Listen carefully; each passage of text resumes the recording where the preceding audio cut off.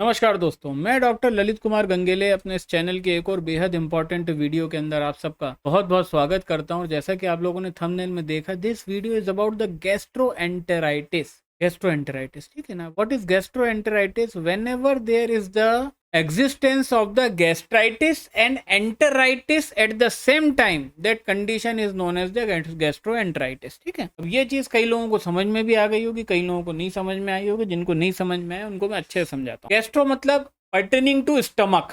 गैस्टर, stomach का Latin शब्द क्या है? स्टमक कहाँ से आया है शब्द? स्टमक से संबंधित जो गैस्ट्रिक आता है ना, स्टमक से रिलेटेड चीजों को हम गैस्ट्रिक बोलते हैं। गैस्ट्रिक शब्द आया है एक लैटिन वर्ड गैस्टर के। तो गैस्टर मतलब गैस्ट्रिक मतलब पर्टेनिंग टू द स्टमक। यहाँ पे गैस्ट्रो लगा है हमारी टर्मिनोलॉजी में, जो जिसके ऊपर ये वीडियो है, गैस्ट्रोएंटेराइटिस। तो गैस्ट्रो मतलब related to stomach. Enteritis, enteritis शब्द जो आया है वो एंटेरॉन से आया है। आंतों को लैटिन में एंटेरॉन बोलते हैं। एंटेरॉन, एंटेरॉन मतलब pertaining to the intestine, intestine से संबंधित।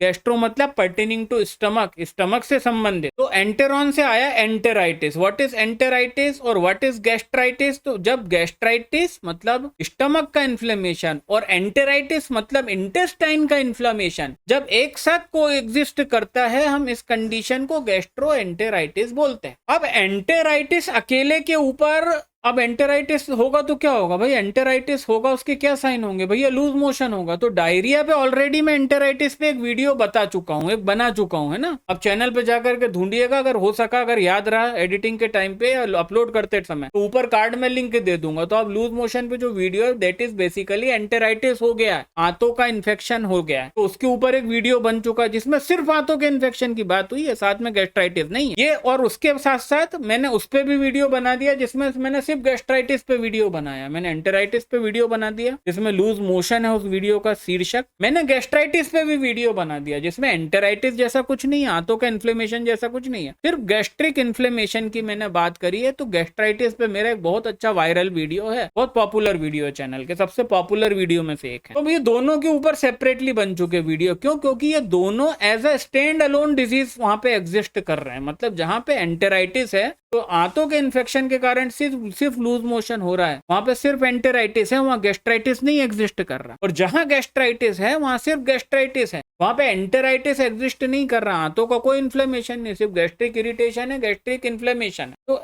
गैस्ट्राइटिस है। ये जो वीडियो है, this is about the gastroenteritis. Gastroenteritis क्या होती है कंडीशन? है गैस्ट्रोएंटेराइटिस दोस्तों, मैं समझता हूं कि गैस्ट्रोइंटेस्टिनल ट्रैक्ट की सबसे एक्यूट प्रॉब्लम होती है गैस्ट्रोएंटेराइटिस। ये वो होता है जिसके अंदर आदमी को गैस्ट्राइटिस के सिम्टम, गैस्ट्राइटिस के क्या सिम्टम होते हैं? गैस्ट्राइटिस के सिम्टम होते हैं वॉमिटिंग होती है ना। अगर आप गैस्ट्राइटिस का वीडियो देखोगे, इसमें मैंने बताया what are the symptom of gastritis. Gastritis का सिम्टम होता है वॉमिटिंग। क्यों? क्योंकि गैस्ट्राइटिस है। गैस्ट्राइटिस मतलब स्टमक में इन्फ्लेमेशन है। जब स्टमक में इन्फ्लेमेशन है तो वहां पे गैस्ट्रिक इरिटेशन हमेशा मौजूद रहेगा। खाना जो स्टमक में आता है, हम खाना खाते हैं, स्टमक में इकट्ठा होता है, क्योंकि गैस्ट्राइटिस है। तो गैस्ट्रिक इरिटेशन है तो वोमिटिंग के रिफ्लेक्स बड़े प्रोन होते हैं। तो गैस्ट्राइटिस की तो ये निशानी है ना। सिर्फ अकेला गैस्ट्राइटिस है कैसे पता करोगे भाई? अगर आपका पेशेंट ने कुछ खाया, आपके पास आया, बोले सर 1.5-2 दिन से बड़ा परेशान, क्या हो गया? बोले उल्टियां कर रहा है, उल्टियां कर रही है। बच्चा ही होगा, ऑब्वियस बात है, या फिर बड़ा भी हो सकता है। अब उल्टी कर रही है, बोले कुछ भी खाते हैं 2 मिनट में उल्टी हो जाती है। कुछ खिलाया तो उल्टी कर रहे हैं, कुछ पिलाया तो उल्टी कर रहे हैं। हमने सोचा कि इनको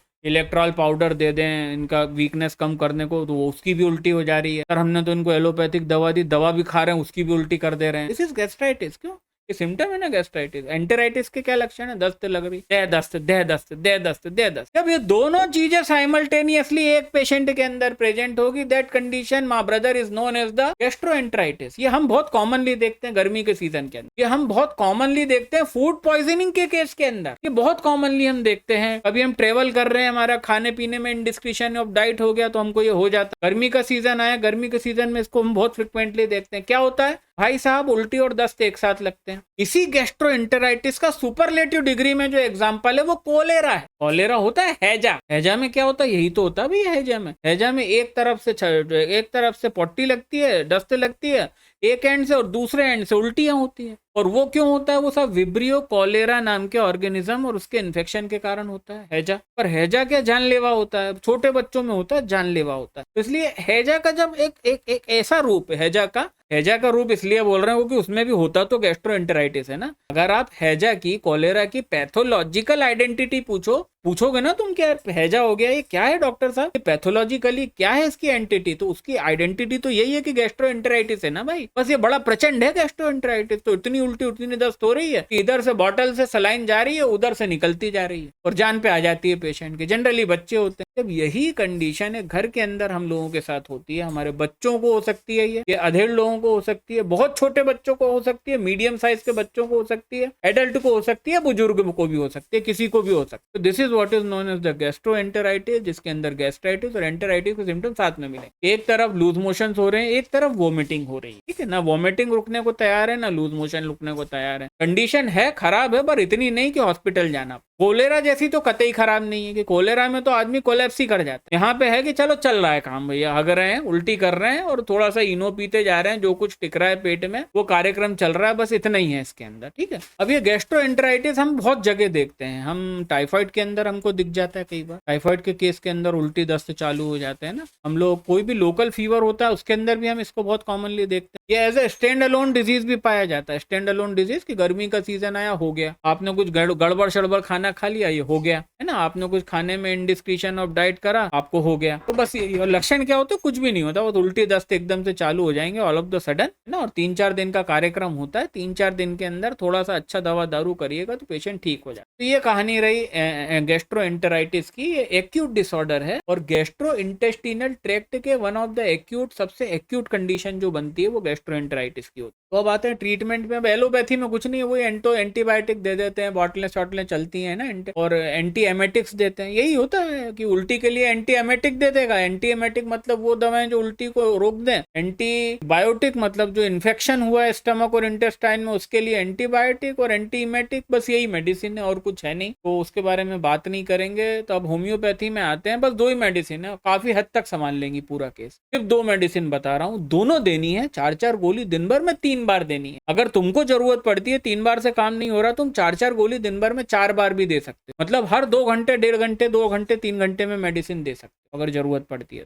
तो the 2 most important medicine indicated in the case of the gastroenteritis are, जो पहली होगी that will be the arsenic album. बहुत प्रकांड पंडित जो लोग होंगे मटेरिया मेडिका को उन्होंने अभी से गैस कर लिए होंगे। तो the first medicine will be the arsenic album. या आर्सेनिक एल्बम आपको अपने पेशेंट को 30 पोटेंसी में देनी है, 4-4 गोली 2 बार, सुबह शाम। And the second most important medicine for this condition of the gastroenteritis is ipecac. जी हाँ दोस्त, इपीकॉक इन द 30 पोटेंसी। इससे भी आपको अपने पेशेंट को 4-4 गोली दिन भर में 2 बार देनी है, सुबह शाम। और ये लगभग 2 से 3 दिन का ही खेल है, ज्यादा टाइम नहीं लगेगा। जैसे ही आपका पेशेंट के साथ दे उल्टी दे दस्त चालू हुए, आप बस ये ट्रीटमेंट को स्टार्ट कर दो। मैं समझता हूँ 1 दिन के अंदर या 2 दिन के अंदर, 36 घंटे, 2 दिन तो मैं ज्यादा ही बोल रहा हूँ, 36 घंटे के अंदर पूरी सिचुएशन कंट्रोल में आ जाएगी। और मीनवाइल क्योंकि पानी निकल रहा है शरीर से उल्टी और दस्त के रूप में, वाटर और इलेक्ट्रोलाइट बैलेंस का ख्याल रखिएगा। ORS वगैरह चीजें जैसे इलेक्ट्रॉल वगैरह देते रहिएगा, पानी पिलाते रहिएगा, जिससे कि डिहाइड्रेशन ना हो। और ये